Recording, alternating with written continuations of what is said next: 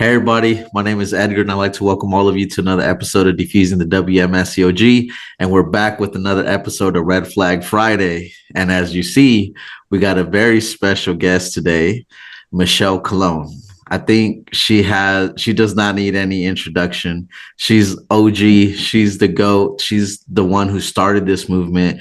Before we even went live, we were giving her, all the flowers that she deserves because honestly, like without her, the more and more that I've been leading up to this episode and looking at her website and seeing everything that she put into it, it really made me realize like it had to have taken so much, and she had to have been so brave to do that by herself, and it's so well put together. And Michele, I thought that I couldn't have any more admiration for you that I already did, and I stand corrected. Like you're really something. You're the GOAT, honestly. And we got Amy, of course, we got Daisy. Always it's a pleasure to have all you guys on today, and I'm really excited to get this episode started. But so today's episode, we're going to tackle the topic of slander and information control, two things that the World Mission Society Church of God, they love to abuse the members using these two kinds of tactics. And I think it'd be good to start out by explaining what those two things mean, because I think that there's a we can look up the definition on Google for slander, but I think it's also important to understand what it means also from, when you're applying it to a cult, because I think you'd be surprised to see the differences and the similarities, and then also vice versa with the information control. But before we do that, do you guys want to say anything on those two topics? No? I feel like once I start talking about the topic, it'll kind of all make sense. But yeah. I think everybody's a little starstruck right now with Michele. No, With don't say Michele. that. Stop, please. Okay, here we go. I'm gonna share my screen. Right. And let's see. Matter of fact, I'm just gonna do a simple Google search. Slander mean, because this is something I can walk you that through how to get to it from the website. Oh, you're gonna do that. Yeah, I just want to give a general understanding of what slander means. So when you Google search the definition of slander in the dictionary, it says the action or crime of making a false spoken statement damaging to a person's reputation. So it's the action of a crime making a false spoken statement, right? So it has to be proven false. If it's not proven false, if it's just your assumption, that is not slander. So I think it's important to understand that and to coin that right from the very beginning, because what the WMSCOG does is anybody that says anything against them, they automatically say that that's slander. But slander, it has to be proven to be false. And as far as I've seen, no one has made any false statements against the WMSCOG. Everything that I've seen in all the interviews that I've covered, all the things that I've seen on Great Light Studios and so many other platforms, all of our experiences, it's not false statements, but it's our lived experience while we were in the WMSCOG. On another note, what is the definition of slander in a quote context? Let's see. How does a quote define slander? So you actually have a section for this, Michele, on your website? But not like this specifically, no. Okay.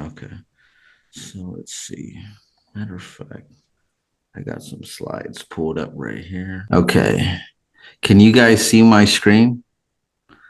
So it says Cults typically misuse the word slander by applying it broadly to any form of negative criticism, inconvenient truths, or factual reporting about the group, its leaders, or its practices, regardless of whether the statements are true. The legal definition of slander requires a spoken statement to be both false and damaging to a person's reputation. Cults, however, often redefine the term within their closed system of language to achieve specific control mechanisms. Silencing critics. Accusing former members or external critics of slander is a tactic to immediately discredit them and discourage others from listening to their concerns, even if those concerns are valid and true. Controlling the narrative. By labeling any negative information as slander, leaders can avoid addressing serious issues such as financial misconduct, abuse, or false teachings. Isolation from the outside world. Using in-house jargon and redefining words helps isolate members from the wider society. Members are trained to filter out any negative feedback as inherently untrue or slanderous, making them wary of any information that comes from outside the group's bubble. Do you guys want to comment on any of that? You may as well like put a picture of them right next to it. Like the definition, like they just every single, you know what I mean? They hit every bullet point applies. Yeah, for sure.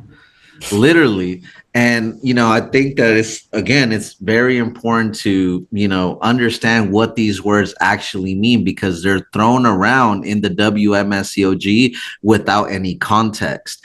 And so if that's the case, then they can make anything sound to be slander when in reality it's not. And so it cannot by definition be slander if what the person is saying is true, right? Regardless of how they feel about it. And another thing that we're going to be understanding today is information control. So what does information control mean? Information control, if you Google search, it says informational control is the management and regulation of information flow to influence perception, ensure accuracy, or protect data. It can be used in organizational and political contexts to control what people see, process, and act upon, ensuring data integrity and security within systems, or shaping public opinion through censorship and propaganda. Organizational and technical context. Data management ensures information is appropriate, accurate, complete, and available through processes like authorization, review, and verification. Information security implements measures like hardware, software, and policies to protect data from the unauthorized access, theft, or alteration. Internal controls refers to the management of information, processing, and storage to minimize risk and ensure the confidentiality, integrity, and availability of data within an organization. But now, reading this, let's understand it from a cult point of view. Information control in a cult involves systematically deceiving, withholding, or distorting information to maintain power over members. So it's basically like swapping out the political, right, or the organization of business and swapping it with a cult or a church, which I always say the WMSCOG operates more like a business than they do a church. But let's read that again. So information control in a cult involves systematically deceiving, withholding, or distorting information to maintain power over members. This is achieved by restricting access to outside media and research, eating from the tree of the knowledge of good and evil, discouraging critical inquiry, and compartmentalizing information so it's only available to those at certain levels within the group. Cults also create unique in-group languages and ideologies, further isolating members and making it difficult to question the group's beliefs or to leave. Methods of information control: deception and distortion. Cults use lies and spin to control the narrative, deliberately withholding or distorting information to present a false reality, restricting outside access. Members are often forbidden from consuming outside media or doing independent research that could challenge the group's doctrines, discouraging critical thinking. Questions are discouraged, and critical inquiry is not tolerated, which makes it difficult for members to form their own opinions. Compartmentalization. Information is not shared freely. Rather, it is controlled and released in stages based on the member's level within the group. Unique in-group language. Cults develop their own vocabulary and jargon, which can be used to subtly reinforce beliefs and create a sense of insider knowledge that is incomprehensible to outsiders. So, do you ladies want to comment on any of the stuff that we just read? Oh, Well, I kind of, think like, how when I was there, um, they didn't want us to do research, and like in order for us to be able to go online, it was like go to our website, and from there just click on the YouTube for it. So I didn't understand why couldn't you just go through YouTube and just search for World Mission Society. It was like, no, you go through our website, and then from there you click on YouTube, and then it's like, and they'll give you right to their, to whichever sermon they want you to look at instead of going through YouTube. And I was like, okay, it's kind of like extra work, but it's like they're trying to control, because I feel like they felt like if we Googled it, then we're gonna find other things not related to their church. And I felt like, okay, but I didn't really think much of it. It was more like, oh, okay, yeah, sure. I don't see a problem, I guess, but I guess they're just trying to more control of it. Yeah. Mhm. Yeah. Go ahead, Amy. Yeah, I agree exactly what Daisy said with the information online. I remember being instructed by leaders to let new members know, don't click on the similar videos, because when the YouTube video pops up, right, you always have like similar. Well, majority of the time it wasn't a WMS video that it was recommended. It was like Great Light Studios or Diane's interview. Like it was stuff that was related to the WMS, but not their content. So I do know that the leaders, exactly what Daisy is saying, they wanted her to go through there because you see all the similar. So she just needed to watch that one and click out, right? That was the purpose. And they did create a system now online. Before it wasn't like this, but now everything is reported online. So your evangelism, everything you do, it's being reported online. But same with videos. They want you to watch certain videos. So it's kind of like they use that reporting as an excuse to bring you through that app. But in reality, it's so that they can monitor what you're watching and that you don't detour onto another video. So, yeah.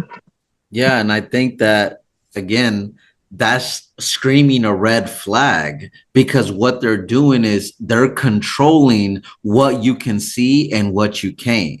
They're giving you the lens through which to perceive this false reality, like the article said, right? Because think about it, that's exactly what's going on. This is why members, when they join places like this, they don't have a fair shake. They don't get the chance to make an informed decision of what is really going on in that organization or what it really believes, because they're presenting to you only their side of the story. And so because of that, you're not getting a fair shake.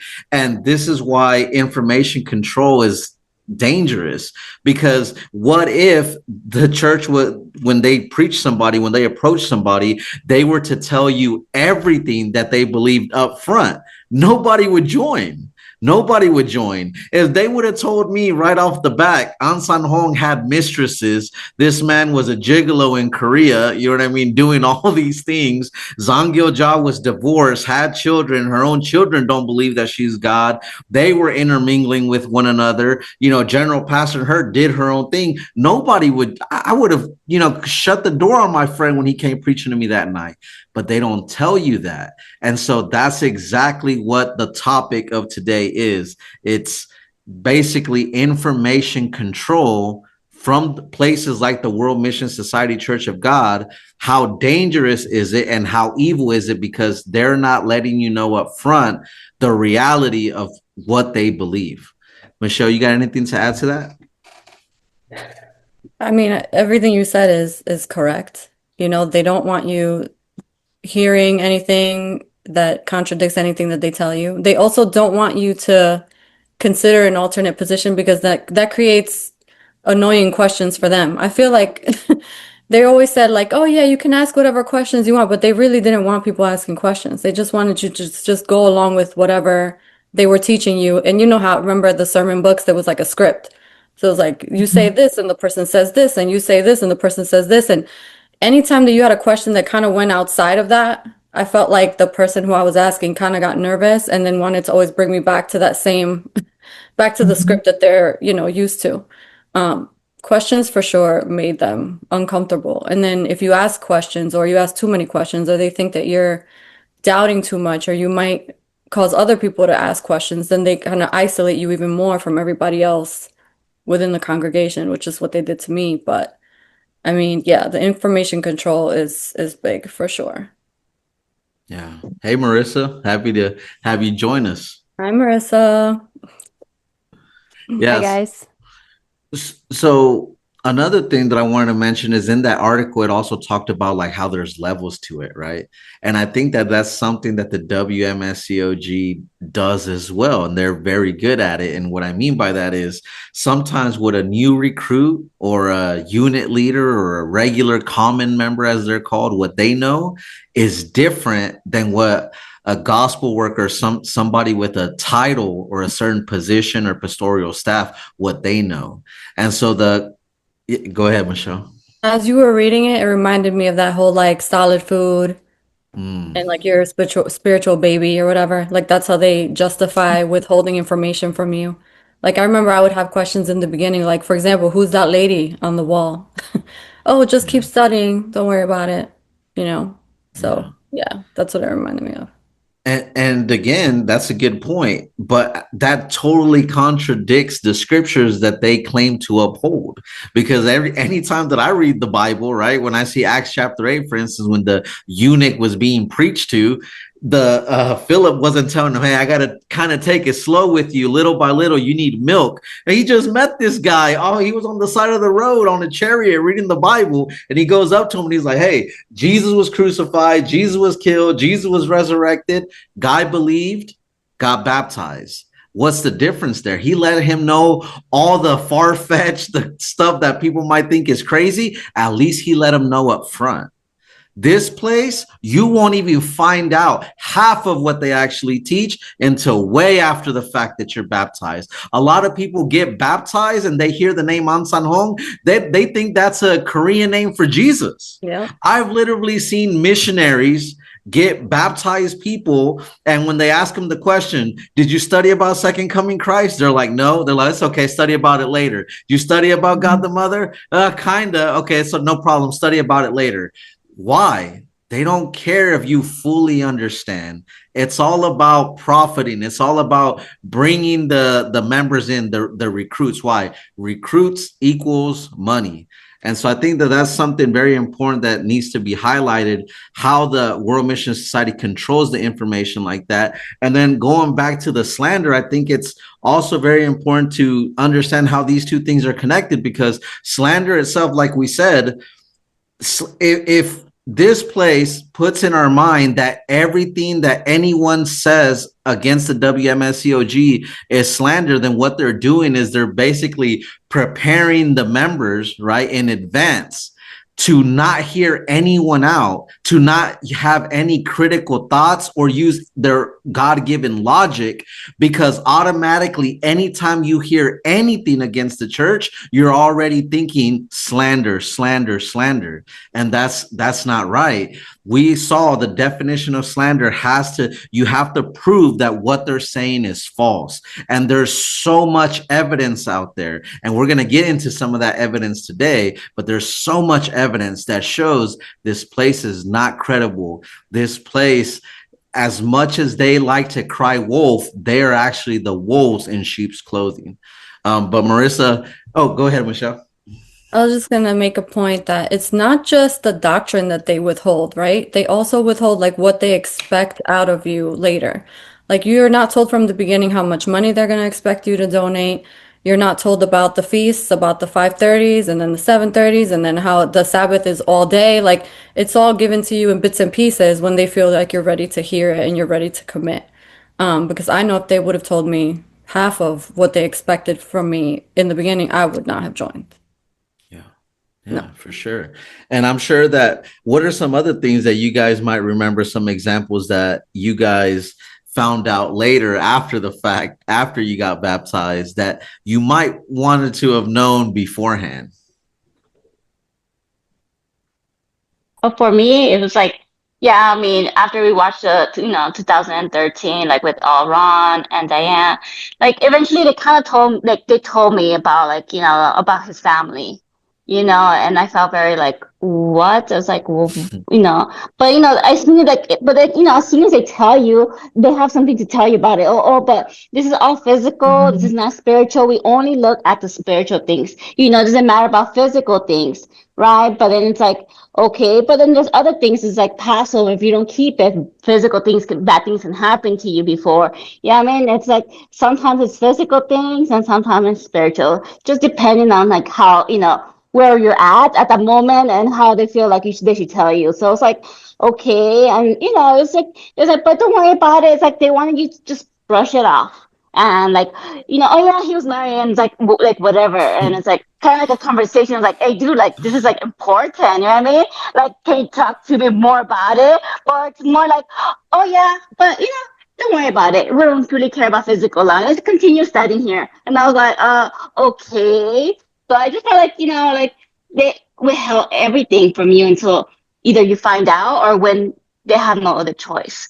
Which, it's kind of like, really? Like, why didn't they tell us about this? You know what I mean? Yeah, so, yeah, that's it. Go ahead, Michelle. Just remembered more. So like losing your friends, your hobbies, like disconnecting with family that doesn't want to join the church. Like there's so many things. Just definitely like that the onion analogy, right? Once you start peeling back the layers, like it was always something else. And nothing you ever did was good enough. Ever. Yeah. Mhm. Yeah, I feel like as like there's so much like you guys said that they withhold about. It's so strange that as the leaders change, they've said different things about father having kids, mother having kids. Some said they didn't have kids and some said they did. And I think that's so weird that it's inconsistent. Like, if they're our God, why can't we know that? And why can't it just be what it is and straight up? Why is it different with this leader and different with that leader?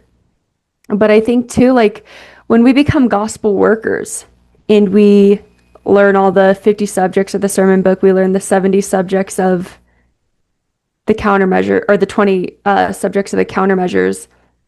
It's still frustrating that we're supposed to know God as Ansang Hong and Mother better than anyone else. Yet when you have people who really look into our church and look at the missing chapters and look at the book that An wrote, and they look at things that even the gospel workers don't know about, and you expect us to defend it, you expect us, that's information as gospel workers should know. When someone's telling me that, An said, you're crazy if you believe in God the Mother, and a gospel worker's like, oh, he never said that. Or, we've all said, oh, we read the book. It's like, no, we didn't. We've read bits and pieces of what they feed us on a PowerPoint up on the screen. They have bits and pieces to show us of these books and these missing chapters and their explanations for it, but we've never seen the full context ourselves. And we don't dare to go on the internet because we don't want to poison ourselves. Just Mhm. to piggyback off of what you said, Marissa, like that was okay. So I remember when I was in the church, I asked the girl that was like in charge of me, and I asked her like, does Zangilja have kids? First, I asked if Zangilja and Ansongan were married. Stupid me, right? So silly, right? I'm thinking, well, father and mother, and they're spiritual, this and that, and whatever, right? So I'm like, oh, were they married? And she said no, and I was like, oh, okay. And she had like this weird look on her face, and she did not want to answer any more questions really about that.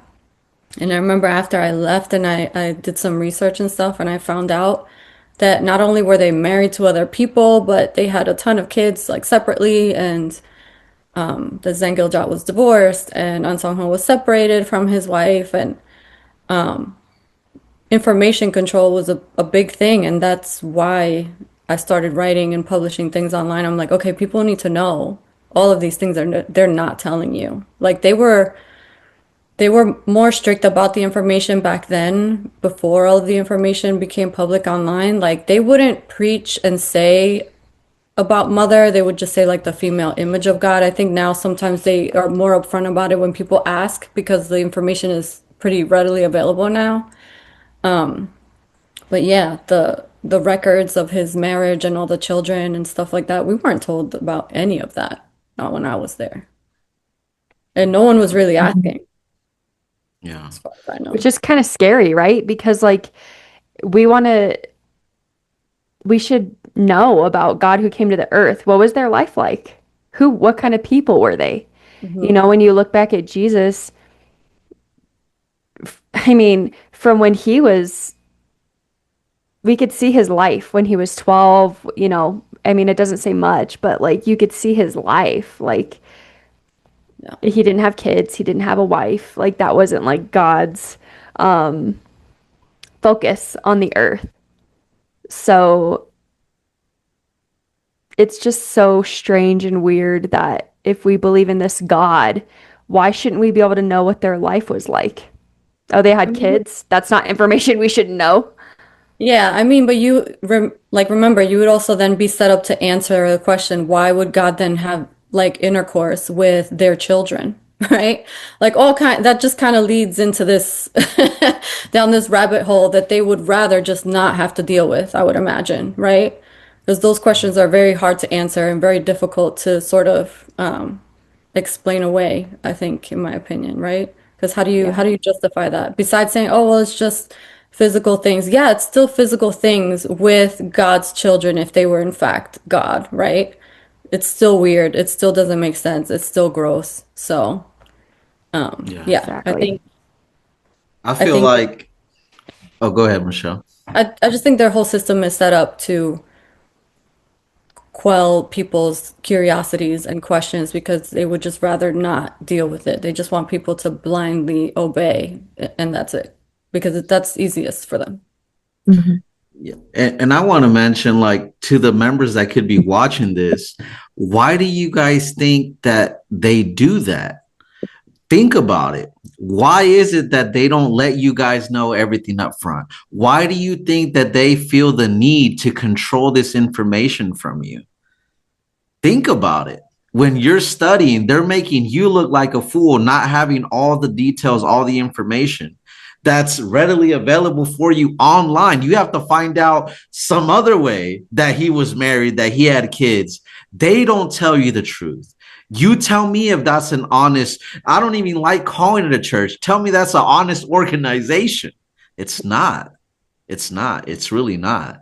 And when you think about it, you know, like to your point, they will always try to say, oh, don't worry about the physical. Don't worry about the physical, right? He's Christ. Well, everything about Jesus is not mentioned in the scriptures. Yeah, but they fail to tell you that there's historians who wrote about Jesus that are outside the Bible. And if there was something worth mentioning about Jesus, they would have mentioned it. If, if Jesus would have, had multiple wives, got divorced, was a gigolo like An was or something like that, you know what I mean? You would know about it. Tacitus wrote about him. Josephus wrote about him, right?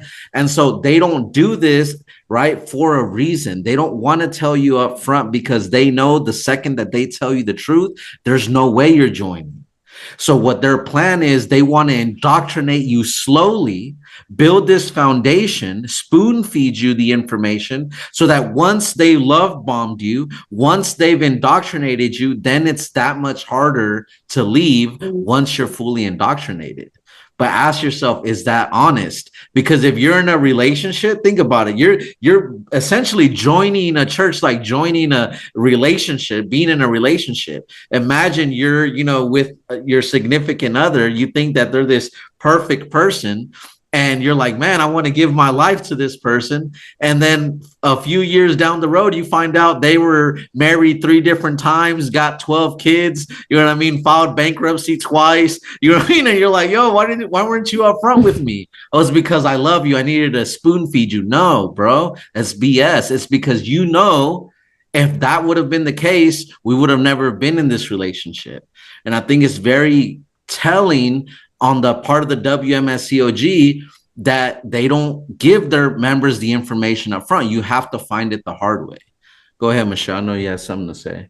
Yeah, so one other thing I think that they do that needs to fall into place for all of this to work for them, right? They need to convince you that your thoughts are evil. So if you have doubts, that's Satan. So any doubts that you have, you squash them down in your brain because you don't want to be tempted, right? You don't want to be unfaithful.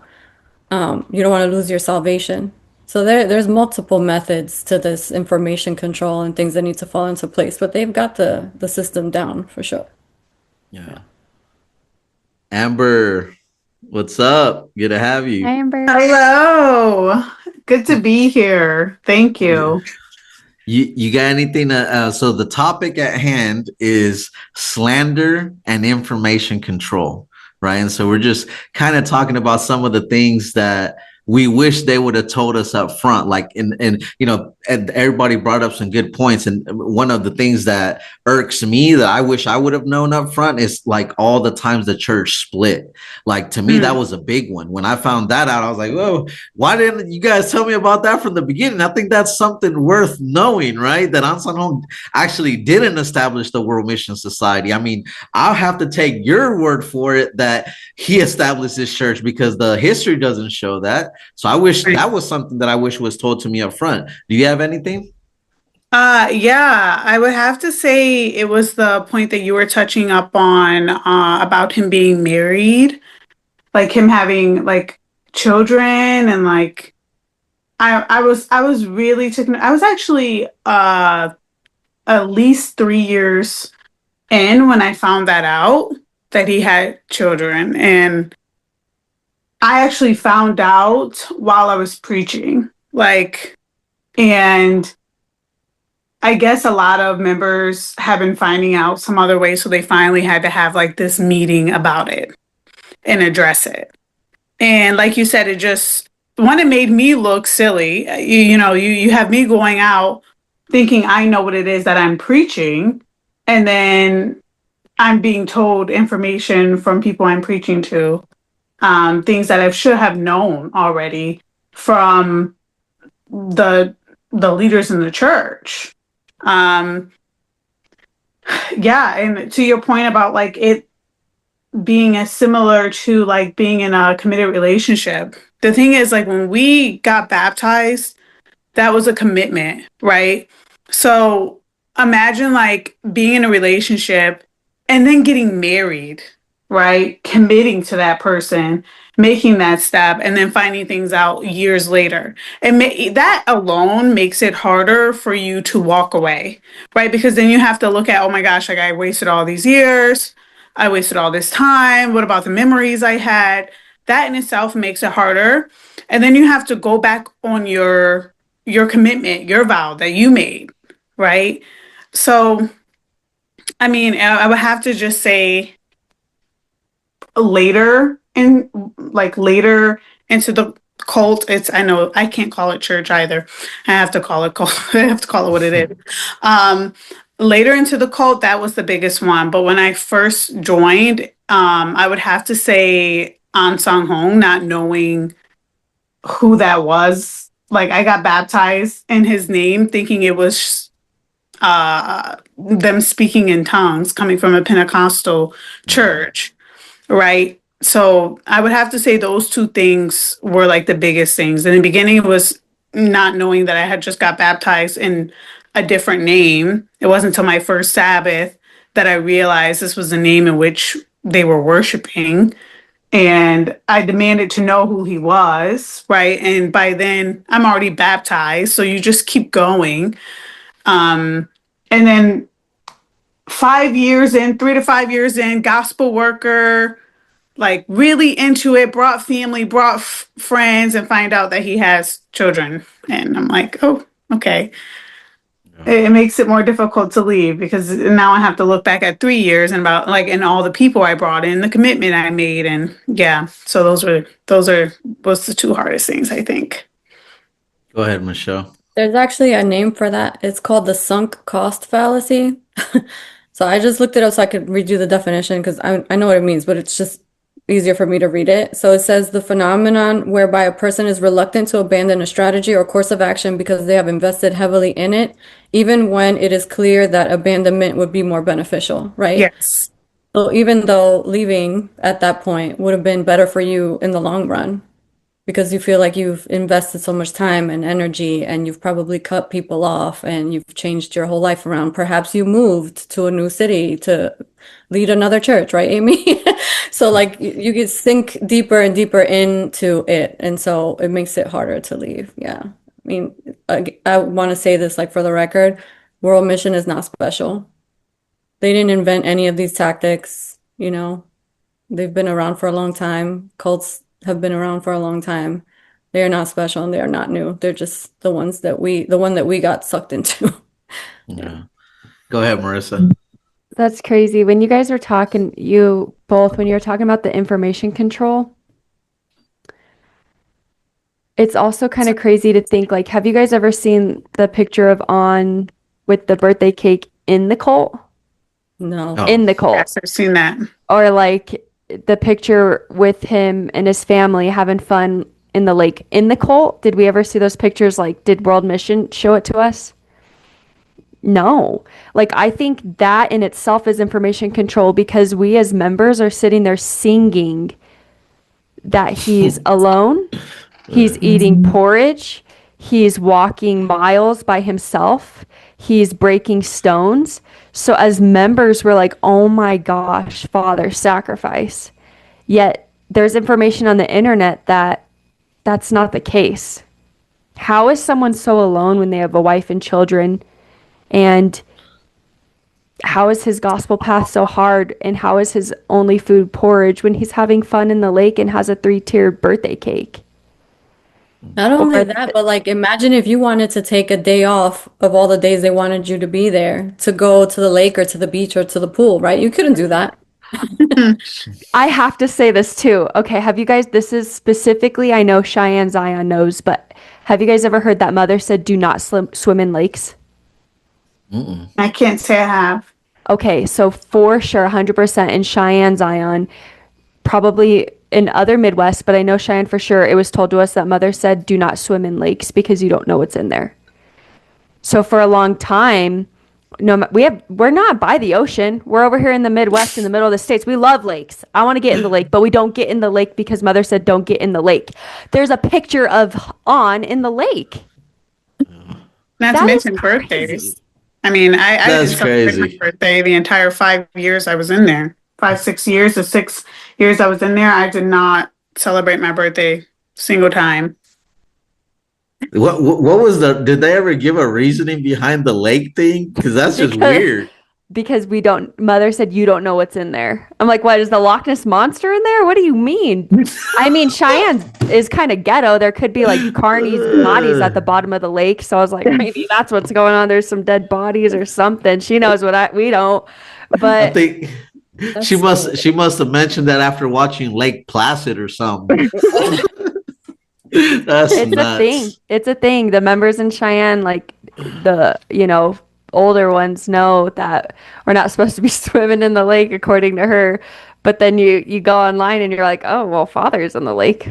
So Yeah. But that's Mhm. funny. I remember, okay, my friend Anthony, you guys know him. You've seen him on interviews with like Great Life Studios. I don't know if he's told this story on any of those interviews, or maybe on the pod. I think he told that story where um, they had bought a property up in New Windsor, New York, and there was a pond there that needed to be cleaned out, and they all had to get into the pond and like dig out the muck from the bottom. Like, there isn't that much of a difference between like a pond and a lake. I guess the pond is worse, isn't it? Because it's Yeah. completely closed off, where the lake empties out into something like, oh my God, I don't know. That just brought that it's thought. That inconsistent. is so weird. Mhm. This I want to place is. mention, Go oh, ahead, Amy. sorry. I wanted to mention about the doctrine, specifically when it comes to information control, because I feel like even the doctrine itself is set up to, like Michelle said, to spoon feed. But, for example, like the feasts, right? You keep Passover, but when you show up the next day, they say, you know, Passover didn't count if you don't keep unleavened bread, right? Mm. Or the Day of Atonement. We hear that the forgiveness of sins is through the Passover, but the Day of Atonement is the full forgiveness of sins. Like they like add in, so it's it's never enough, but within the doctrine, like they specifically set it up so that you feel you're a slave to to their rules. So of course you want to go to heaven, so you go, oh, I have to keep unleavened bread. I remember the first one I kept, and they're like, you have to wake up at 5 a.m. tomorrow, and I was like, for this to not count, like, why didn't you guys tell me this? And it's like 12 o'clock at night on Passover, and we're in Denver, and we had to stay at a hotel and be up in 3 hours, and I have a baby. It was like, to me, it was that's but you feel like you have to, you really want to make sure that you're doing things right. But even that idea of feeling like you have to do things right is developed in the organization, because you don't go into a common church and just feel like, oh, let me go over to the wall and look at all the rules of this church. Like, there's not a list of rules in a common evangelical church, but in this organization there's many rules. So you have this pressure to want to do these things because you feel that you want to go to heaven, so them within the doctrine itself, that's, I feel like, the information that they withhold. And not just that, the reason I find this dangerous is because as you move up in levels, you start to receive different kinds of educations, like, you know, 7-day creation, right? Or mission of Elijah, or, third day Sabbath day, like learning, you start to learn other things, but not just those that are common to most members. But me personally in the Midwest, and I think Marissa and Edgar also, when it comes to like Daniel Park, right? He has taken these things and made it another level. So when it's consistently like you feel like you're rising up, the information that they're withholding, you actually feel like you want to know it, because you're thinking that that information that's being given is going to enlighten you, it's going to help save you. So it's having that information control within the doctrine itself. That's why they're having this issue right now, because it was bound to happen. They've created a way where it's a level and a level. Well, now here's Daniel Park taking this to another level. So that's why it's so dangerous, because the members felt, the ones that are maybe possibly hearing about this, and what he's preaching, they're feeling the same kind of feeling they felt in the World Mission Society. There's not a difference. They don't see a red flag. They don't see that being a problem that this organization is splitting, besides the fact of, head office kind of stuff. So I just wanted to mention that, because I feel like just within the doctrine, it's a messy thing. It's gonna cause more problems, and that's why they got themselves into their own mess right now. So yeah.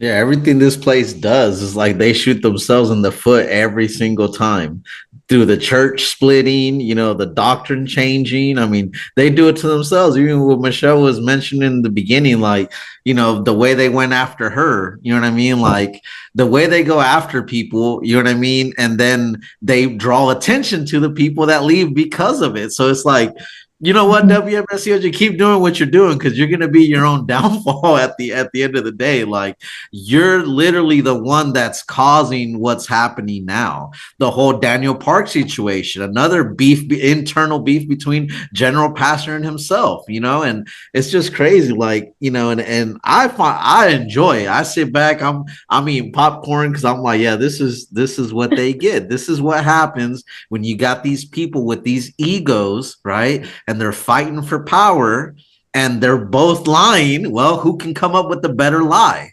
The only collateral, the damage that I see in there, the only ones I feel bad for is the members.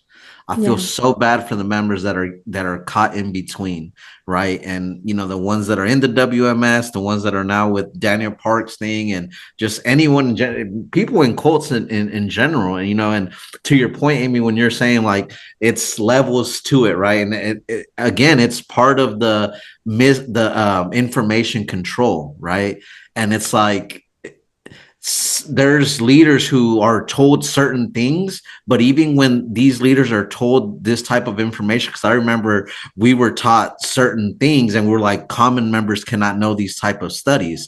But the reason why we were taught those things also was to keep us more, you know what I mean, like held down, you know what I mean, and scared and full of fear. And in return, what would that make us do? We'd go out and we try to bring more recruits in, or we would take it out on our units or our groups, and we try to like put them in line and give them a sense of urgency without telling them exactly what was told to us.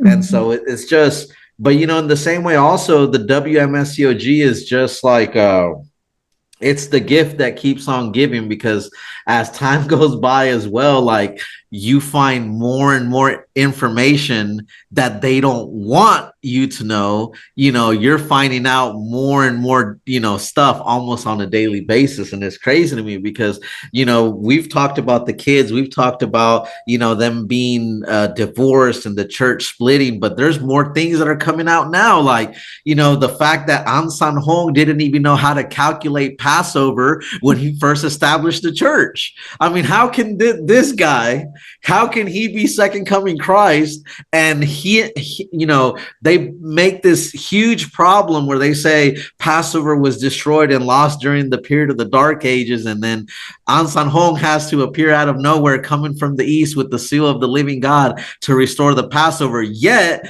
he had to go to the Jehovah's Witness church in Korea to ask what the date of the Passover was for 2 years. Come on. He wasn't even the leader of his own church when it was first established. I mean, it's just crazy. And, we got a friend in South Korea who lives there. And it's like, he's sent videos to us on the group chat before. We're like, WMS preaches to people on the streets. And it's like, a lot of the people just brush them off, because over here, we're thinking like, man, WMS must be running South Korea. But over there, it's like the battle of the cults. And it's like, a lot of people don't even take them serious, because a lot of the, truth is about that organization is already over there. It's more accessible, and it's like they're just a laughing stock. And I just wish that members did their research, because I promise you, if you were to look at some of the information that's out there, you would be shocked. you'd be shocked. And now that we're, go ahead, Marissa. Well, I just like that you put it a perfect way. You said they're shooting themselves in their own foot because when I was a fresh gospel worker and really young, I remember the video of Michelle. I remember them showing us something, right? Like, I don't know who this is. I don't know what the problem is. This isn't even in our area, right? But by that, they're like, oh, we let you guys know what's going on. We're giving you the information you need to know. And same thing with like the full armor of God with the missing or with the book Unsung Hung wrote. We're giving you the information, but really, when you take a step back and you actually look at the facts, when I found out that like they sued Michelle first, I was like, what? Like, why? And they shot themselves in the own foot for like us who leave. Yeah, I'm not going to stay with you. You lied to me. You're liars. Now, like, why didn't you just say everything straight up? Be honest. You sued Michelle first. What do the missing chapters say? What is all the whole book written about the problems with the woman's veil in the New Jerusalem? Tell us the whole thing, because if you don't and you lie about it and you hide it and we find out later, it's like, oh, I know what you guys really are. It's no wonder you make a whole play about don't go on the internet. It's the fruit of the tree of the knowledge of good and evil, sister, just once. Yeah, no wonder, because you don't want us going on there. Mhm. And it's really sickening how everything ex-members, anything anyone has to say against the church or to reveal the actual facts, like they sued Michelle first, these are what they really say. Every member dismisses it as slander. And it's like, but is it? It's just the truth. It's just the facts. And Well, sorry, go ahead. no, go ahead. Just so it's a thought stopping technique. So like you hear that they already told you about it, right? They told you their version. So you're like, oh, I already know about that. That's just slander. Oh, that's a lie. I already heard. The church already told me. It's not a secret. It's not like they're keeping it from me. They told me. No, they told you their heavily manipulated, edited, completely twisted version of whatever they thought you could handle, enough for you to just shut it down if somebody tried to give you any more information about it. So yeah. It's just Actually, exactly. sorry. Yeah, actually, a lot of people still at church that I had talked to don't know like that that actually they're the ones who sue you first. So it's very, it's funny because they're like, oh yeah, I know about this, but yeah, when you keep on talking to them more information about things, it's like, oh, I didn't know. It's like, yeah, because they only give you certain information to make you feel like you know, but not all information. So if I was like, okay, did you know this? I was like, no. I was like, yeah, it's online. You can look it up. It's there. You can see all the information. But it's like, we didn't know. I didn't know a lot of things either. So until I started doing my own research too. So it's like I knew about you, but it's like just a few things and just whatever they felt like telling you, like you're a horrible person and we shouldn't listen to you and you're just you're just angry and you are Satan. You know what I mean? And so I was like, okay, but it's like, okay, I know her, I know her. Oh yeah, she's like, oh yeah, I already know everything about you. But then afterwards, it's like, wait, I half of the things that once I watch your video. So it's like very selective things they do just to make sure that you are satisfied, but not enough for you to know everything. Paige, I think that's a. Oh, go ahead, Amy. I was going to piggyback because when I first left, it was because of what the church told me about Michelle. It was hard for me at first to like watch those videos. It was easier for me to go through other sources, which I later found out were you. Like, but the same with Jordan with Great Light Studios. So because I had this idea when I first came out, my brain had to remove everything they said and like really think for myself, even to listen. So I think that is so intense because anybody else that said something about the church, it didn't bother me as much. But why did I feel like that about, because I was also shown videos about Michele, you know, I knew about Michele. And so, you know, it was something that my understanding was very flawed. So when I left, I had to, that to me was one of the biggest breaks of freedom, because this place really teaches you to fear the reality of what they don't want you to see that they've done. You know, they really want you to. So instead of me fearing what they did, they feared the person who wanted to really save us, you know, and that is scary. That is scary that an organization is willing to put somebody through that much and have a bunch of people scared of this person, when all this person's intentions was, Michele's intentions were to save people. She could have easily said, no, I'm not going to do this. I'm going to put this website down. This isn't worth it. But it was worth it to save one person. And now here we are 10 years later. And I give thanks to it, you know, I really give thanks to what she's done. But the reason I mention about first leaving is because even though I left, it was still hard. Like, that's really how difficult that place is. And so I really hope that a lot of members, when they, you know, when they do investigate, like, or watch this video, you know, it can be very impactful too, because it's been a long time since we've seen Michele on anything. Yeah. So I think this is really cool that you were able to come on and talk about this topic in general, you know, because you are the experienced one. But oh yeah, I think that's it. Like, that's the part that like hurts my feelings the most, is that like people were just encouraged to hate me and to think that I was evil and all this stuff, right? Like, I don't care what the church thinks about me, whatever. The leadership, I don't, you know, their opinion of me is of no consequence to my life at all. But when people leave, like even after you leave, to still think that like I'm this like satanic, evil individual, whatever, when really I just wanted to put a different perspective out there. Like, read other people's opinions, like have like an informed perspective. Like, if you listen to everything that former members have to say and you still want to stay there, then that's your decision, right? But I don't think it's fair that they control what you can listen to or what you can read or what information you can consume to then come to your own decision. That's where it's wrong, you know? There are some people that have heard everything, right? People in the leadership, I'm sure, that are tasked with monitoring everybody's speech on the internet and watching all of Great Light Studios videos, all of your videos, Edgar, all of mine on TikTok, I'm sure, that have heard everything and seen everything and still decide to stay.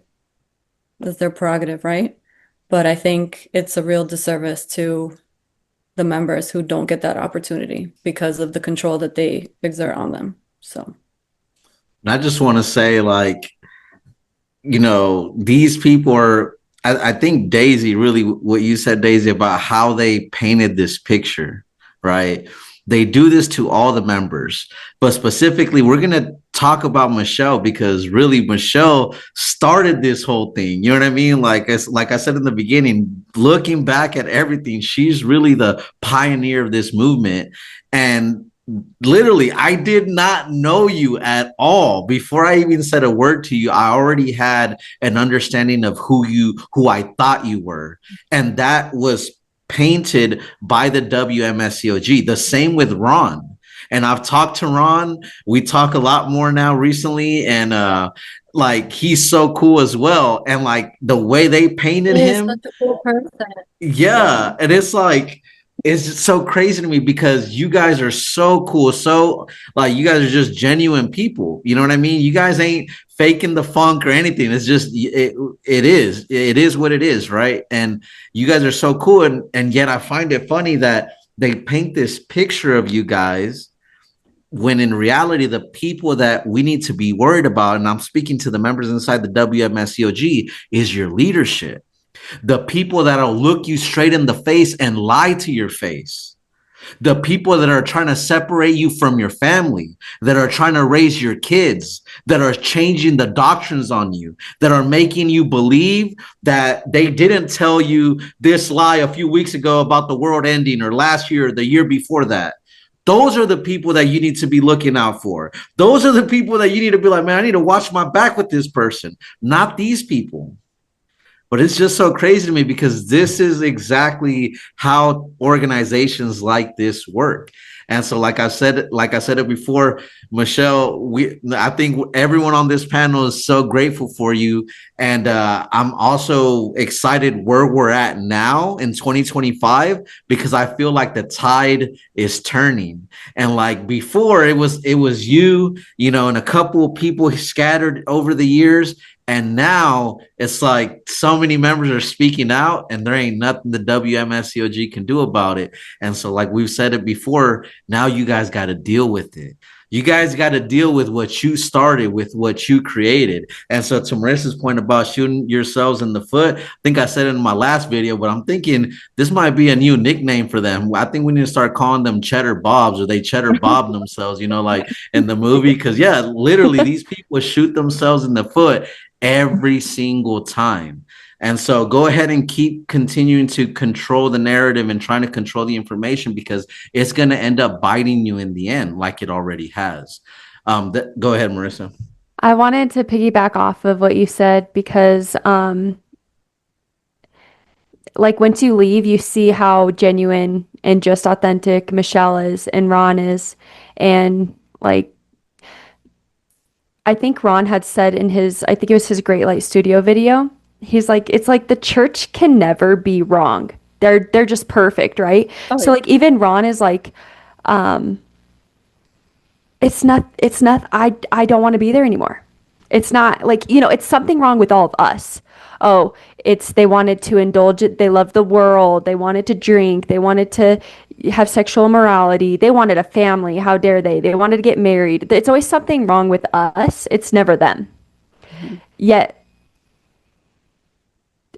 it's the other way around. Like, and really it's like, what's wrong with us just not wanting to be there anymore? I don't want to be there. I don't want to go there. I don't want to raise my kids there. And like they can never accept that. So that's information control in itself. Don't just go on and see our history. Don't see what we've done, but do not hear any of the ex former members out, because what we're going to say is why we don't want to be there, and they're all legit reasons. But they don't want their members to hear us out because they want to appear to be perfect. There's nothing wrong with us. It's them. They're Judas. They love the world. It's something with us. But no, even Ron was like, it's something like, it's not that deep. Like, I don't want to go there, you know? Yeah. So I don't know. Well, that's It's why they have to make up lies about everyone, right? It's because they need to prove that they're perfect. There's nothing wrong with us. Why would anyone ever want to leave, right? If they leave it exactly. because of their own sinful desires or whatever they want to say, you know. Ugh. Amber, you got something to say? Yeah, I was just gonna add, yeah, I mean, if they weren't claiming to have God in their church, running their church, perhaps there would be some room for mistakes or whatever. But they have to appear perfect because they're claiming that Almighty God, who is perfect, right, according to the Bible, and who made all things, is sitting and reigning enthroned in the church. So, I mean, yeah. Oh, sorry. Exactly. That's a good point. Yeah, that was a real Yeah. good one. It's like Mama Chang has got it wrong so many times. Yeah, she has the gall to claim herself to be God. It's like, that's crazy. And Speaking of to your Mama guys, Chang, Edgar, let's get to what she said. Yeah. yes. Do you want to while I'm setting that up, do you want to kind of explain what we're gonna see, Michele? Yes. So what Edgar's going to pull up is an email that originated from the headquarters. It was supposed to be some training for leadership. And this information was obtained in the discovery process in my case. Um, so it's like a sermon, you know? Yeah. It's like you'll see some names on the emails. Maybe you'll recognize some of them, but it's an email that went out to the leadership in the church. Let's see. If you scroll to the top real quick. All right. Yeah.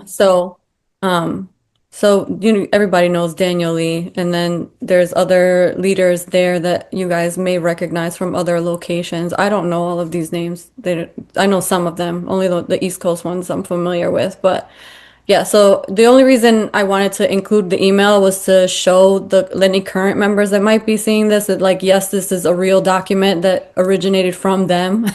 I didn't sit down and write a whole fake sermon from Mama Chang, as Kirk called her.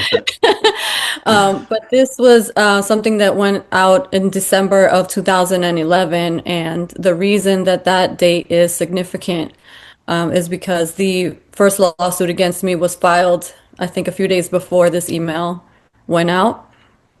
And if you scroll down a little bit more to the part that I highlighted, let's see. They were talking This is about the going to year. get interesting. Yeah. So the highlighted part here says, and they're talking about what Mother was saying. So it says, Mother also asked Father to destroy the slanderers. Obviously, there's a misspelling there. Of all the betrayers, the devil and the false prophets, and to let his glory shine through the sons and daughters.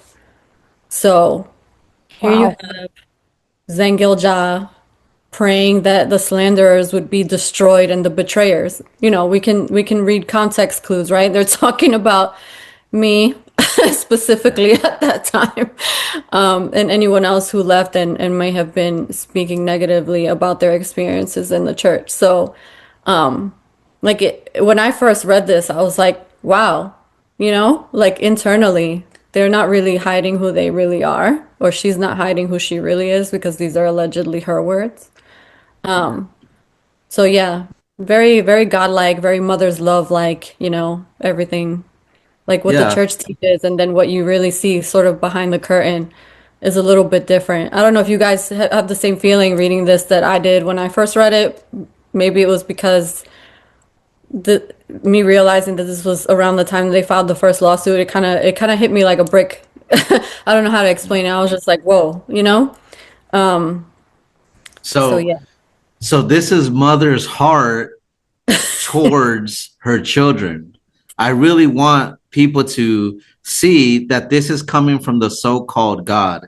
And I think and guys, I think all of us know this is 100% World Mission. This got World Mission Society's name all over it. You know what I mean?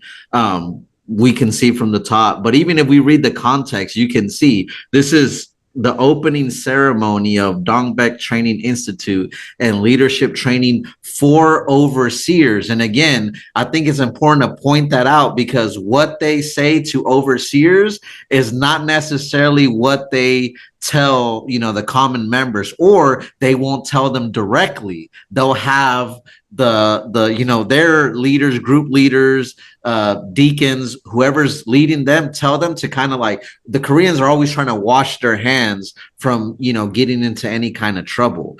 But this is something that was said directly from Zhang herself, and it's very telling. Now, I think we should read it for a little bit of context. So it says, Mother thank Father for blessing the children to overcome this evil and tough world with the joy for the inheritance of the kingdom of heaven, while the world is trembling with fear for the things that will happen in the future, and also for helping them to have the opening ceremony of Dongbyak Training Institute and to work hard to save souls with the hope for heaven and for heavenly things. Mother prayed for blessings to be given to the children so that they will be praised as those who please God through Father's birthday and the opening ceremony of the Institute, and receive wisdom to lead the people of God in this age. Mother prayed to Father to lead all the overseers and the workers of the head office with the Holy Spirit so they can live according to his will and receive his blessings, and to put all their heart into the work of pleasing God, not on worthless things, so that they can set a good example. Mother also asked Father to destroy the slanders of all the betrayers, the devil and the false prophets, and to let his glory shine through the sons and daughters. This is, to me, it just honestly, what more do you need to see? I This thought we were is supposed to pray and love our enemies. exactly. This is horrible. She's literally asking, supposedly, God, destroy the people that don't agree with us. Destroy the people that have a different opinion, right? This is the side of her that they don't want you to see. This is the side of her that they don't show. This is the side of her that if this was posted publicly, right? If this was to be made public, people would pick her apart because the contrast between her and Jesus, night and day difference, night and day, not even a comparison. This is wild to me. This is honestly wild to me. And Michelle, to hear you say this was literally, right after the fact, you know what I mean? They're literally addressing this to you. Yeah, I mean, This is sick. yeah, it was like this is like about, actually, no, they fought, this says 12/15. I guess that was the date of the actual sermon. They filed their first lawsuit, I think it was 12/11, 2011. But she obviously knew the lawsuits were coming, right? Lawsuits aren't filed like that quickly in general, right? Civil lawsuits. Of course, you can file a lawsuit in a relatively like short amount of time, but World Mission, had lawyers and stuff draft up complaints, and that, that takes time. And of course, they needed to get approval from South Korea to do it, right? So, yeah, this wasn't. Yeah, it was a few days after the lawsuit was served. So yeah, like I remember reading it, and I read it. I think it was maybe 5 or 6 years ago when I first saw this document. Maybe 5 years ago, something like that. I can't remember. And I was just like, oh my goodness. She Yeah. really was all for this whole filing a lawsuit against me and supposedly destroying the slanderers with their actions. So Does this look like the heart of God or the heart of an angry person? The heart of someone who's bitter, the heart of someone who can't stand somebody disagreeing with them. And the only thing that Michelle was doing was presenting the facts, presenting her side of the story. I just want people to pay attention to that. I hope, if anything, that you take this with you and ask yourself, can God really behave? And that is a God who behaves in that way worthy of your worship? Because that's so crazy to me. It's so crazy to me. And again, the irony is, if you're a WMSCOG member, if you're one of the people in the tech team, if you're one of these people on the internet team, I'd be more if you believe in her as God, because obviously I don't give a crap. I know she's not God, but the people who really believe that she's God, that's on the internet team or whatever, I hope you really think you should be more scared of this. You know why? Because the real slanderers are the people in the World Mission Society who are making up lies about the members who leave. This applies to you, not to the ex-members who are telling their truth, who are telling their side of the story. This should make you nervous. It damn sure ain't making me nervous. Mama Chang, yeah, she doesn't strike fear over here. We know she's not God. And I think that is very important for just think about it. Going back to the conversation that we had a little bit before this, when we're talking about when members leave, like for instance, right now we're talking about Michelle. Why is it that they don't want you talking to them? Why is it they don't want you to reach out to them? They say you're brothers and sisters, that we're family, but they tell you don't hang out with your family, don't be cool with your family, don't exchange phone numbers with your family. Why? Information control. Because if they were to leave, right, what would you do if it's your family? You're going to want to reach out to them and be like, yo, mother just said this about you. She's asking father to destroy you. What did you do? If Michelle tells her side of the story, presents the facts, what are they going to do? They're going to realize, oh, the church is lying. So what they do is they paint this evil picture of the ex-members, in this case, Michelle, so that you're too scared to talk to her. And so you're just basically judging a book by its cover. You're believing all these evil things about the person solely off of the testimony, the slanderous testimony of the WMSCOG. And it's just so wild to me. But this isn't go ahead, Marissa. I wanted to point out that I had talked to a current member about this situation on, why I was leaving, one of the reasons. And I pointed out, why in the world would we as a church who believes in true God, God of the Bible, when God of the Bible says, love your enemies, pray for your enemies, why would we sue a single person for millions of dollars? And her excuse was, mother maybe didn't know about it. I said, what are you talking about? If she's God, she knows all things. 2, if the church's lawyer is going to sue somebody, that is endorsed by her. She's the leader. Of course she knows about it. And then she said, well, like God on the earth, or here's a whole nother reason. God on the earth has to like let people do evil things, even the leaders. Like God has to like close their mouth and let things play out. And I'm like, okay, so in their head, even when they find this out, they think mother just has to let certain people be evil, like Judas, so it plays out. Look at what's written here. Mother endorsed this for sure and wants her to be destroyed. Yeah. And everybody who speaks out and betrays and tells their story, their experience, exposes things to be destroyed. I also want to say real quick, what a stupid lie, okay? Like the lie that like I sued them first. Like that's something that's so easily proven false. Like just by like Google search or like just court records or what, like there's no way to wiggle out of it because it's something that like in a document can be very easily proven false. I never understood that. I'm like, what a stupid lie to tell. Like of all the lies you could have chosen to tell, like that was just dumb. It goes to Except show. Go ahead, Amber. I'm sorry, I was just going to say, except they're controlling information with members within the church, right? So, I Yeah. mean, even like we wouldn't dare Google it. And it's so true. It is a stupid lie. We could have easily have opened our phones, Googled it, and known that that was a lie. But then we'd be eating from the tree of knowledge of good and evil, and we're afraid, and so from the standpoint of being within the church, I mean, they could have told us any stupid lie, and it wouldn't have been so stupid to us because within that place, an answer is good enough as long as they have an answer, even if it's not a good one.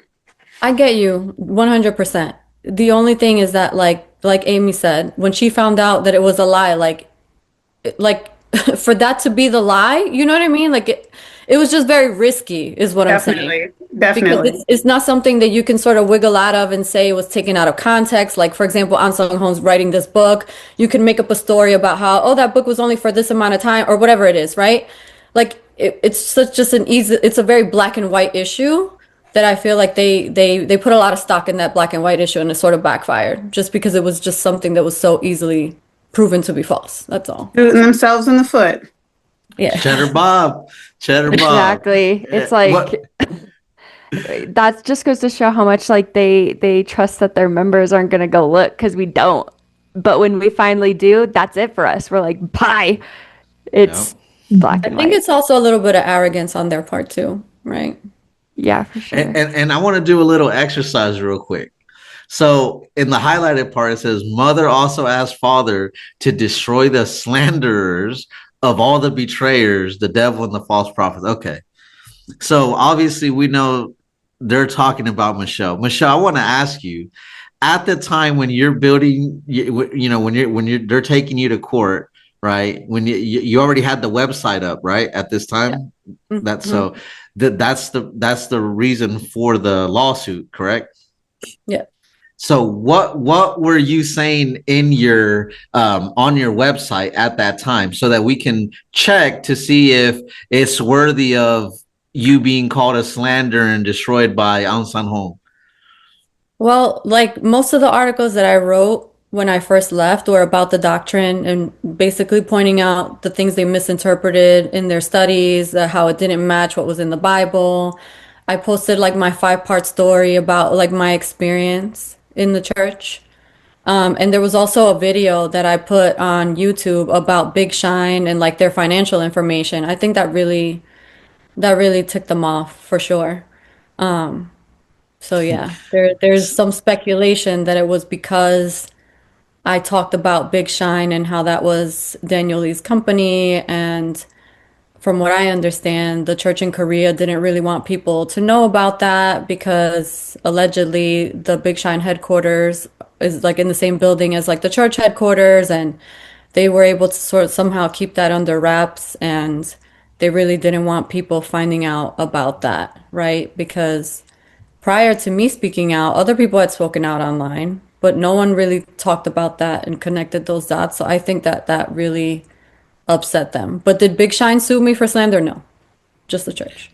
Very important Well, point. well, how slanderous of you, Michele, to do your research and tell the truth on this organization, and how dare you for sharing your experience of what you lived in that place? I mean, Right. seriously, this place is a joke. I How mean, dare I put public records online and just point people in the right direction to find them for themselves? Very, very crazy of me to do. Yeah. yeah. Cheddar Bob. All right. Well, now we get to this part. This is the part I've been looking forward to. Take us to the next part we're gonna check out right now, Michele. Explain a little bit of what we're gonna witness So on the examining site. in the same vein of destroying the slanderers, um, there was another lawsuit filed in LA in 2013, which is like less than 2 years after they filed the first lawsuit against me. So they were really, really on a rampage here because things were sort of, I think, getting out of control, right? The lawsuits against me by this point weren't really working. I mean, they were still being litigated at this point, but they weren't getting the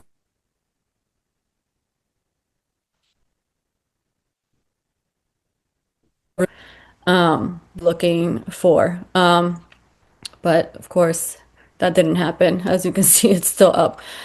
So there was a group of former members in LA that decided to protest, and I think this lawsuit kind of got forgotten about. And I thought it would be important to draw some attention to it and sort of remind people that, I wasn't the only one that they sued, right? They did sue other people. And all they did was exercise their right to protest. And the church did not like that, and filed a lawsuit against them to get a temporary restraining order. And when that kind of didn't work, they buried them in emergency motions for sanctions and for claims that they did not follow the court's order and stay out of the driveway. Like it was a mess, really. But the goals were the same. It was to silence ex-members. They didn't want their members being, what did they used to say? Contaminated with gangrene or whatever that verse in the Bible was. That you would, spread your doubts or whatever. And also this video on YouTube, it's been up for a really long time, but I don't think it comes up in many searches because I even tried to search for it last night, like World Mission Society Church of God and like protests. I got a bunch of videos from like Korea, but not this one necessarily. I don't know if you want to play it, a little bit of it, Edgar, just so you can see that they weren't doing what the church claimed that they were doing in their court filing. They basically made it seem like they were being disruptive and they were being really loud and they were preventing people from entering and exiting the property. And the church put up fences so that the members, wouldn't be like they weren't able to talk to them. And like the kids, they wrote this in the court case and in Diane's responses that the kids were like told to like walk into the church or out of the church, like covering your ears and looking down at the floor. It was just wild. But yeah, this case didn't get as much publicity, so I thought it would be interesting to sort of look at it, and just show that they've kind of established a pattern. But So this is the protest right here that we're watching, and as we can see, it looks harmless, right? They're not doing anything outrageous, nothing that the World Mission Society claimed that they were doing. It looks peaceful. They have their signs. They're speaking respectfully. And I'm going to post a link about this interaction under the video so you guys can check it out afterwards. But what she was saying, I mean, it was awesome. Like, she's giving them facts. She brings up Michelle's website. She's bringing up the books that An San Hong wrote. She's mentioning what An San Hong would have thought of the idea that the WMSCOG is trying to push about God the Mother. And it's crazy to me because I remember watching this last night and I was just thinking to myself, like, if this was to be, if this protest would have happened in 2025, I feel like it would have had a greater impact. But because at that time, you know what I mean, things were very slow when it comes to people like speaking out. Really, it was only Michelle and a handful of people. It didn't get the traction that it deserved. But I couldn't help but to think that if this would have happened in 2025, it would have had a great impact. And so I think it's worth, bringing it up now so that you guys can see, what was being said and also what the WMSCOG accused them of that they're not doing in this video. Right. So in the lawsuit, like I said, they accused them of blocking people from entering and exiting the driveway, which, I mean, it looks like the driveway is open there.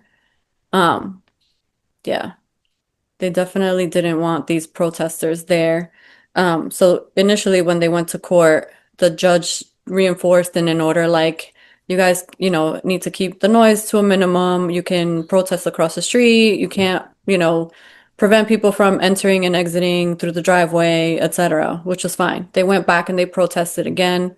And then of course the church claimed that they violated the order. By the way, if you guys visit this page at the bottom, the entire court file that I could find online is there in one document. I uploaded everything together.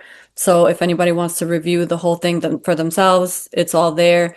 If you want to download your own copy, I'm sure you can use the docket number from the case file there to look it up on the LA County's like public docket access website if you think that for whatever reason the copy I have there isn't accurate.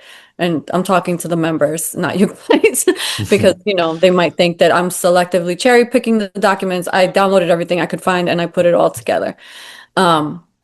So basically, in my opinion, this lawsuit was frivolous. It was a SLAPP lawsuit, which SLAPP is an acronym. It stands for Strategic Lawsuit Against Public Participation. Basically, when a large corporation sues an individual to get them to be quiet or to stop a whistleblower from speaking, or like when they sued me for defamation, it was really to get me to stop talking, right? Not because they had a legitimate case, in my opinion. In my opinion, this is the same deal here. They didn't want people protesting out there because, of course, the same way they don't want their members speaking to ex-members, they are not going to want them speaking to ex-members outside. So the church basically filed this lawsuit, in my opinion, to harass the protesters. And they buried them in paperwork. They filed like 4 ex parte motions, which are like emergency motions where they really don't give the other side a chance to respond. They give them like 24 hours notice and then they have to show up to court the next day, alleging that they violated the court order and they tried to basically get the court to sanction the protesters and for the protesters to pay legal fees in the amount of like $3,100 and $1,000 for every day that they violated the order. Like, to me, that just seems inflammatory. Like they're trying to scare people into not protesting, right? They want to scare people into silence. That was the whole purpose, in my opinion, when I'm reading through it. But to make a long story short, like the lawsuit was filed in, I believe, April of 2013, and then was ultimately resolved in January of the following year. Not because it went to trial. It was scheduled to go to trial in June of 2014, but when the judge denied their motions to have the protesters pay legal fees and for them to be sanctioned, I think they realized that they were going to lose this case if they went to trial. And they filed paperwork to dismiss their own case in January of 2014. And that document is also in the PDF file that's at the bottom if anybody wants to review it. But basically, the judge found that they did not violate the court order, that they were not yelling, that they weren't stopping anybody from going in and out. And this was from their own videos that the church submitted 2 videos. I wasn't able to get those, but I think Daisy, if you live near there, you could probably go to the county courthouse and request copies of those videos, and they would give them to you. If you ever wanted to embark on that kind of, adventure. But these are all public records, but they weren't available to download off the website when I downloaded the documents. But there were 2 videos that were submitted to the court from the church of the protests happening in support of their motion. But the judge reviewed those videos and said they aren't doing any of the things that you claim that they're doing. So the judge denied their requests for sanctions and for attorney's fees. So yeah, I mean, I could read parts of the judge's opinion that I thought really drove the message home for them. And I think that that's why they decided ultimately to drop this case, because it was not going to go anywhere. They weren't doing anything wrong. But, they had to get a lawyer at some point to try to argue and defend this case. And that, of course, costs money. So sometimes corporations will file these lawsuits, not because they think they have a chance of winning, but because it's going to stress you out. It's going to take up your time. It's going to take up your money, and it's going to get you to give in to whatever their demands might be, which is usually to be quiet. And I think in this case, they partially succeeded, because I don't think that there were any more protests after this. But they did not succeed in getting any money from these protesters directly, from what I can tell in the case documents. I don't know, Michelle.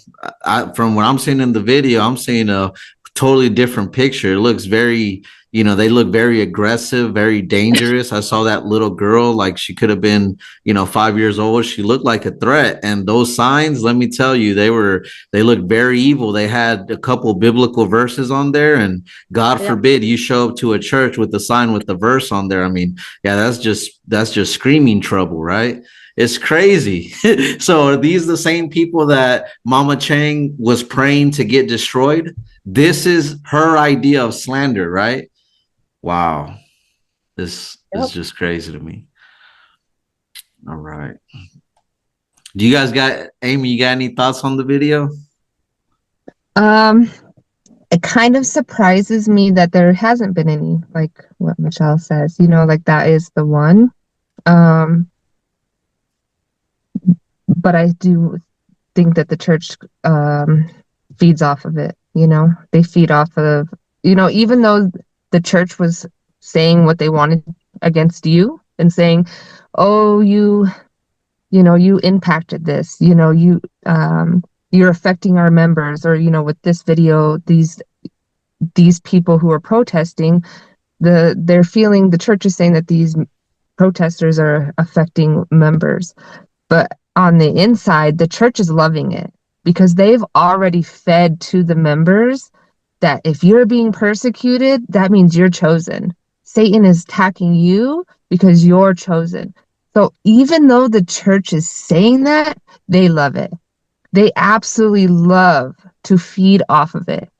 And so the fact that Michelle had mentioned that there hasn't been any, I think it's because we don't want to feed that to them.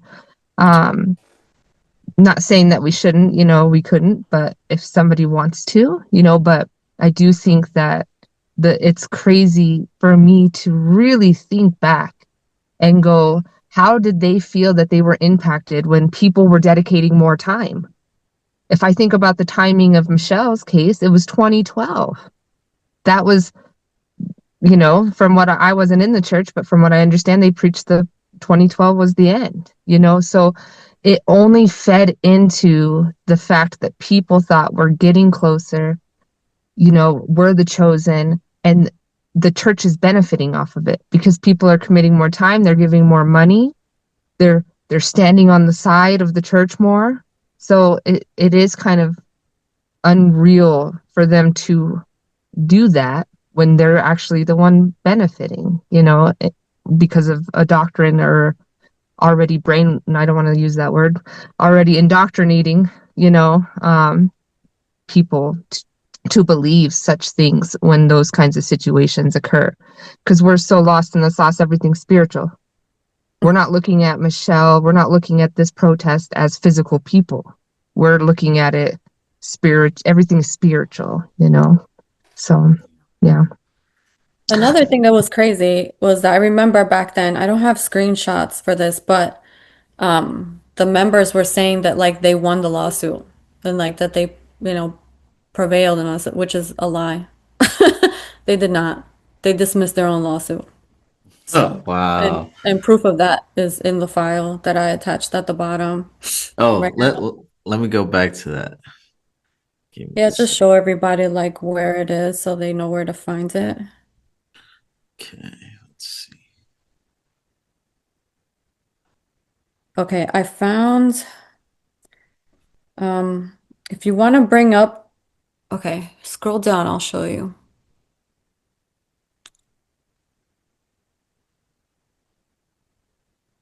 All the way down to where the PDF is. That right there. If you click on it, it should open it in a separate tab, hopefully. Let's see. If not, it's okay. You see where it says page 1 out of 313? Yeah. If you click on that and put page 258,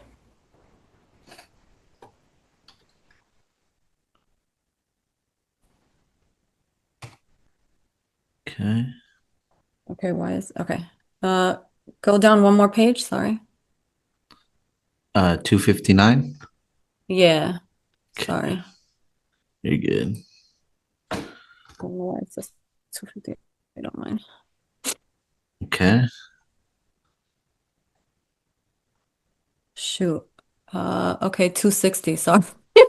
You're good. You're I'm trying good. to get to the part where it's highlighted. Yeah, if you just click that. There it is. Perfect. So that's the highlighted part. Shoot, of course, one second. Trying to make it big on my iPad so I can read it. It's a little easier for me. Okay, so yeah, this is the part I highlight. So this is the judge's opinion at the end, like basically the analysis of everything that happened. So he's in the second to last paragraph where it says the videos right there. He writes, the videos show both defendants standing on a curbside and speaking in a loud but conversational tone. It is not fair to suggest that they were shouting. The length of the protest was brief. They were polite and did not use profanity or harsh language. They did not use a bullhorn or any amplifying device, and there is no evidence that either defendant disrupted any church proceeding. The next highlight says the issue for contempt and sanctions is whether they were so loud and disruptive as to willfully violate the injunction, which is the previous order that the judge signed saying that like, you guys have to stay X amount of feet away or whatever. And basically saying that they did not. And then, at the bottom it says both motions are denied. So the motion for sanctions, which would have been the $1,000 per day that they allegedly violated, and then the over $3,000 in attorney's fees. Yeah, both motions are denied. So no, That's crazy. they didn't win that. And then I'm gonna find the where they withdrew their own complaint. Page 306. Yeah, 6. So this was filed by their attorney Jordan Sussman. Sorry, I'll wait till you get to it. 306.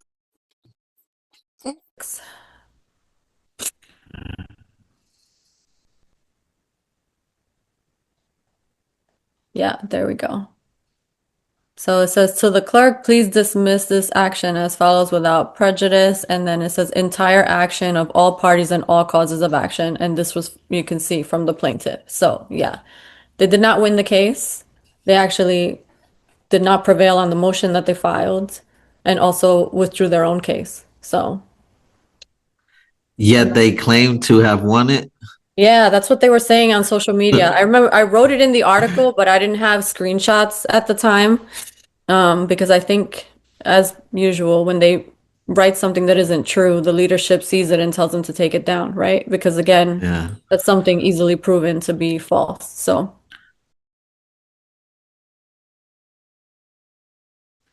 So you're telling me the WMSCOG lied? No way. Never seen that before. That's wild.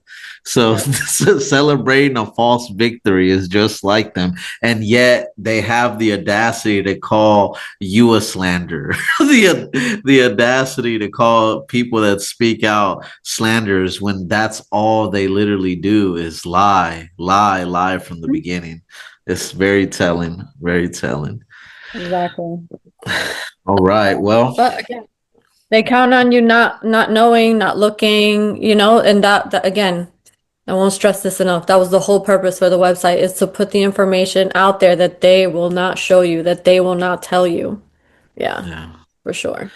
Well, I'm glad you made the website because I feel like it's still helping people even to this day. Even I myself, you hope. know what I mean? I thought that I already had a good like grip of the things inside the WMSCOG, and I'm looking into your website last night, and I'm like, man, there's so much good information. There's stuff on here that I still didn't even know. So, no, kudos to you, Michelle. That website is huge, and again, I don't think we're ever going to get tired of giving you your flowers because you totally deserve it. Like you're a legend in this game and you paved the way for us all. And you know what I mean? We're all out. We're doing our best to heal, but imagine how many people I remember hearing your interview one time and you're like, even if it just helped one person, and I can't Yeah. imagine like how many thousands of people you must have helped. Like honestly, people that we don't even know about,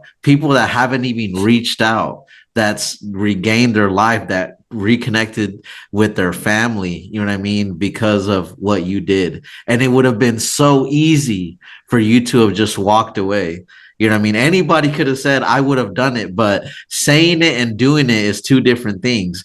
Doing it now, like it's different because there's already people out there, but you were by Right. yourself and they were coming after you full force and you didn't back down. And I think that speaks volumes of your character and who you are as a person. And just I want to commend you for that and give you your flowers.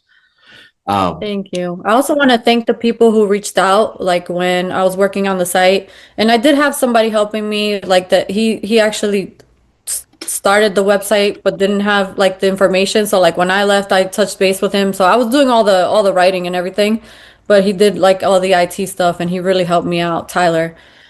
He's in a monastery now, so like I lost contact with him years ago. But I'll never like forget how much he helped me and how much like the people who reached out even privately, like they would email the website or use the contact form to say like thank you for putting this information out there, because back then when I felt exhausted and I thought to myself, like, is this worth it? Right? Those emails were what kept me going, right? Knowing that, okay, it's reaching somebody at least, right? I'm not just talking out into the void and it's not going anywhere. It's not helping anybody, right? If that was the case, maybe I would have given up. But because, people said, like, keep doing what you're doing, like, this helped me. Even people who had family members stuck in there who didn't know anything about the church because their family member really wouldn't tell them anything unless it was to try to recruit them, would write to the website as well to say, like, this is good. I was able to do research because I couldn't really find anything else out there. So that was definitely like really important.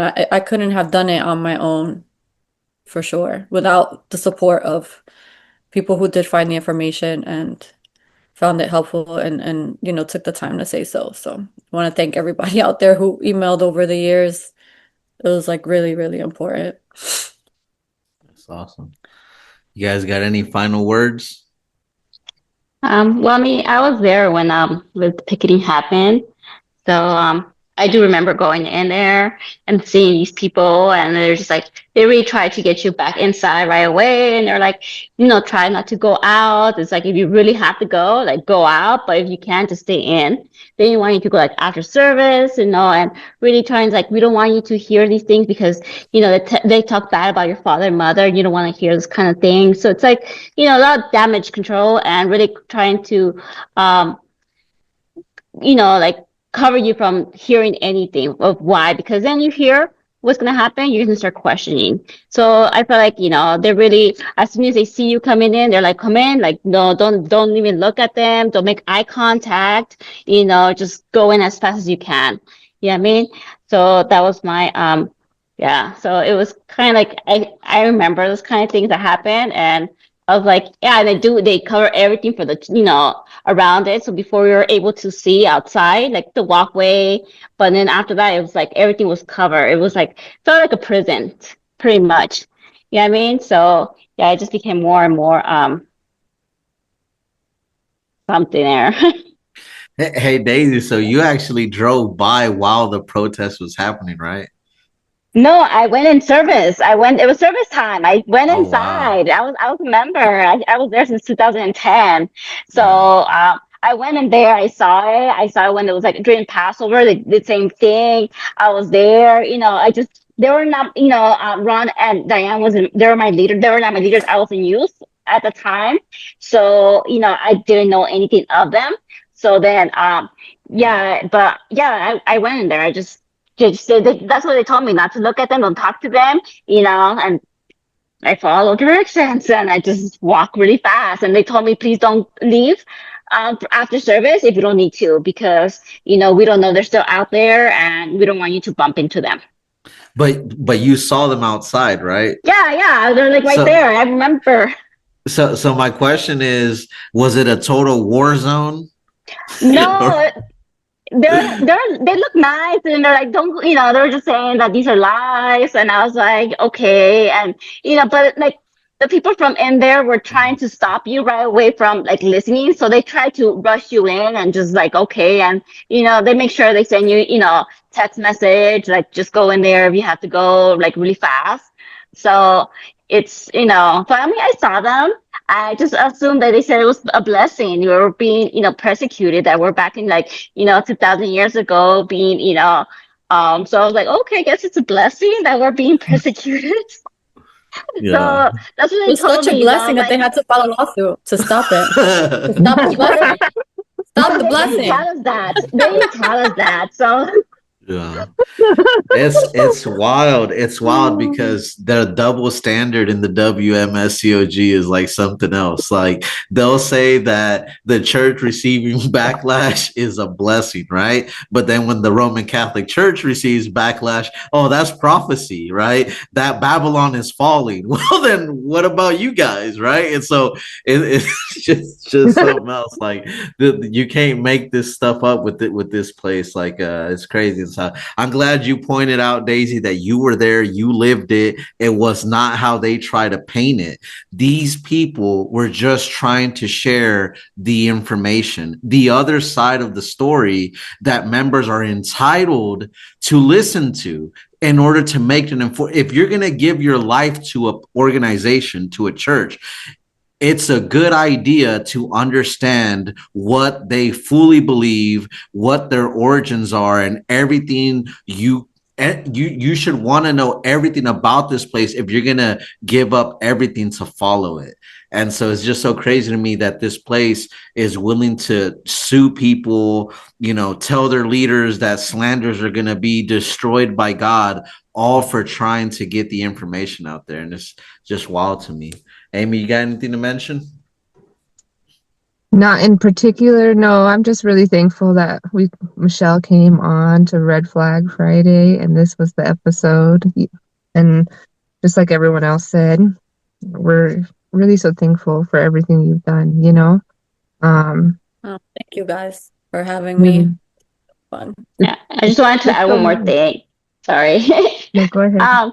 Yeah, so also I just remember how like they pointed out it was like Ron and Diane's idea, and because Ron wanted to be a pastor, and because they didn't put him as a pastor, that he just got angry and he's just saying, lies about the church, and that's why they're doing all this picketing. He got some people lied to them, and that's what was going on. So it's like they're trying to justify right away why, but with their own, ideas and I the don't even think reasons Ron why. was there. I don't know. They're just Ron making wasn't up even all these. there. They were just making. I think they were just making stories. I mean, I had no idea who any of the people were. So it was Oh, kind of okay. like, okay, they're just like, telling you it's because the people are despised, and then they're just like coming up with all these ideas. And I was like, but then like I wasn't really aware who was who. So then I just trust them. I mean, because they built the idea of like, please, trust everything. Like trust your leader. They're telling you the truth. So you just trust anything they tell you. It's like these are people who are just they're despised. They're angry. They're being sent by other people who are that are angry that they couldn't get hired. It was just crazy. So I was like, okay, I mean, at the time I was like, very young. I mean, I trust this person. This person is, I mean, that's the whole point. I mean, they from the beginning they tried to make you feel like you can trust them. So then anything they tell you, it's like, yeah, it's true, right? So they just came up with all kinds of stuff. So I was like, okay, yeah, yeah. So it was just like as they go. So yeah, I was like, okay, sure. And it was all planned out by higher up people and sending up their minions, I guess you can say. Yeah. Mhm. Yeah, it's wild. This place really makes you trust the wrong people, right? You're trusting literally the abusers, the ones who lie to your face, the ones who you shouldn't be trusting. Those are the ones that you trust. And ironically, the people that you should be trusting, the ones that are trying to wave the red flag at you, throw the ice water on your face, those are the people that you're made to look at as Satan and push them away and disconnect from them. And it's just so crazy because once again, how telling is it that this organization is so scared of the truth, right? That again, I've always said this since Great Light Studios. If you tell the truth, you have nothing to worry about. If I tell you 2 + 2 = 4, I have nothing to worry about if you go look for information on that. But if I lie to you, then I have something to worry about. If I lie to you, I don't want you to investigate my claims. And so ask yourself, if you're a member of the World Mission Society Church of God, why are they so scared of you investigating them? Why are they so scared of you doing your research and using your critical thinking when it comes to looking up everything about this church? And I'll end with Amber. I seen you had your hand up, Amber. Yeah, I just wanted to say thank you to Michelle for speaking out. That must have taken an immense amount of courage, especially at that time. I know for after you, for us it was easy, but it was only because I mean you fought really essentially for us. Otherwise, I would have been half of us kids. And I don't know.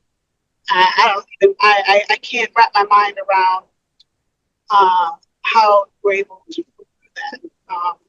And I just wanted to add, yeah, they taught us to hate you. And Ron and Diane, I recently watched their videos, the ones that they showed us while we were in the cult. I finally was able to watch it.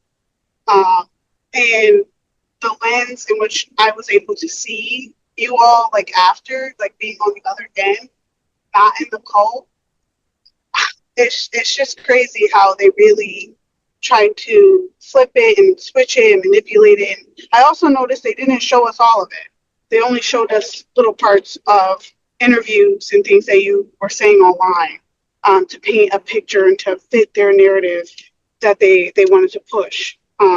So again, I just wanted to say thank you for that, and I commend you, because that must have taken an immense amount of courage. Thank you. All right. Well, that being said, I want to thank all you guys for joining, Amy, Amber, Daisy, and Michelle. And I just want to end this episode with saying that I'm speaking directly to Cheddar Bob, aka WMSCOG. You've messed with Michele Colon for over a decade, and you started this whole thing. And I just want to say that on behalf of all the ex-member community, if you got smoke with her, you got smoke with the rest of us. So now you got to deal with it. Okay. You created this monster. Now you got to deal with it. Hope you guys enjoyed this episode of Red Flag Friday. And until next time, thank you for watching another episode of Defusing the WMSCOG.